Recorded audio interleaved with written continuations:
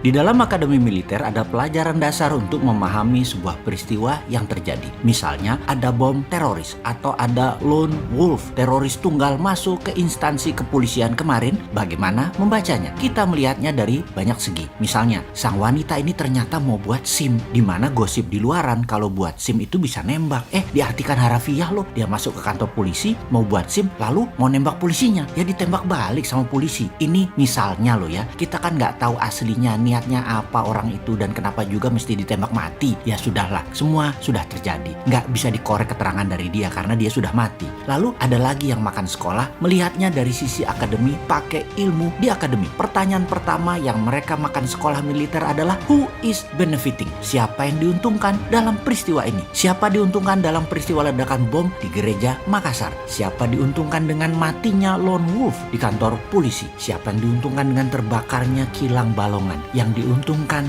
dia yang bermain. Lalu ada pertanyaan mendetail, apakah ini terkoneksi semuanya? Karena banyak yang heran, kilang Balongan itu kilang secure, super aman, kok bisa meleduk? Mau bukti kalau kilang Balongan itu aman? Anda sahabat, saya kasih korek 5 biji deh, lalu silahkan bakar itu instalasi Balongan. Mau listriknya dikosletin, mau keran minyaknya dibuka lalu dibakar, silahkan deh. Besi, valve, pipa, tangki, semuanya itu terbuat dari benda keras, dari besi, galvanis pipe, dan gak ada yang mudah terbakar kecuali isinya, yaitu minyaknya. Kalau minyaknya nggak keluar, nggak netes, nggak akan bisa terbakar. Sudah itu Anda nggak kenal dunia instalasi. 6 jam di Balongan, asli Anda pasti kayak orang bingung. Mau bakar dari mana ya? Listrik dikosletin, kabel positif negatif diketemuin, koslet. Ya paling si keringnya mati. Habis itu selama nggak ada kayu, nggak ada plastik, nggak ada yang mudah kebakar deket pipa, ya nggak akan besinya terbakar. Atau gergaji deh tuh pipa, atau bolongin dah tuh pipa misalnya. Tapi kerjaan lama bener, emang nggak ada kamera CCTV apa? Nggak ada security apa? Dari sisi informasi publik, masa sudah berhari-hari belum ada kabar atau juga bukti foto, gambaran yang dipublikasi oleh Pertamina atau oleh bagian keamanan negara deh, biar rakyat tahu ini terbakar, dibakar, meleduk sendiri atau sabotase. Oke, kita sekarang kurang data. Karena itu kita coba analisa kejadian Balongan. Bagaimana kalau kita melihatnya dari skenario terakhir, yaitu sabotase. Sekali lagi,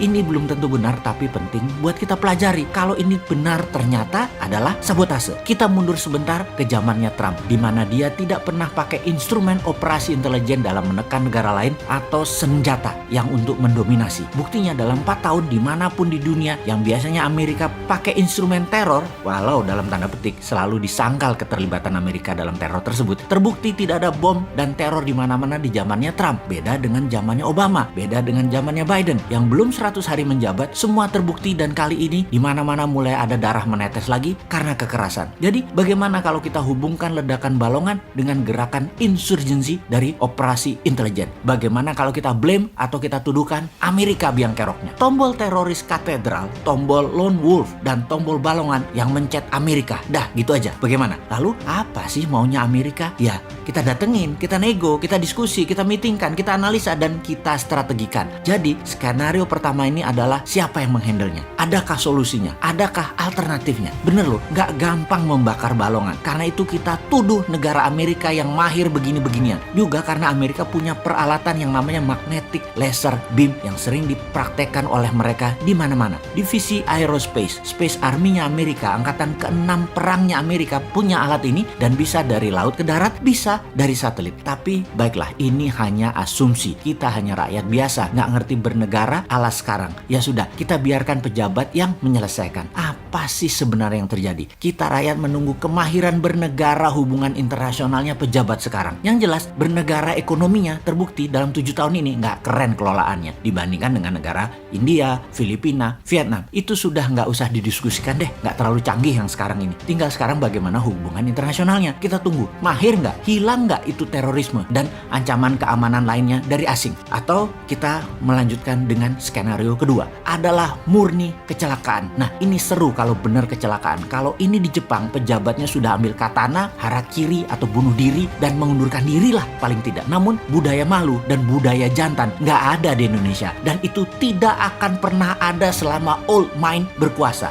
Jadi wahai pejabat, kapan Balongan dijelaskan kepada khalayak? Kami menunggu loh ya. Kalau lone wolf dan bom Makassar, sudahlah banyak variannya, malas kita mendiskusikan.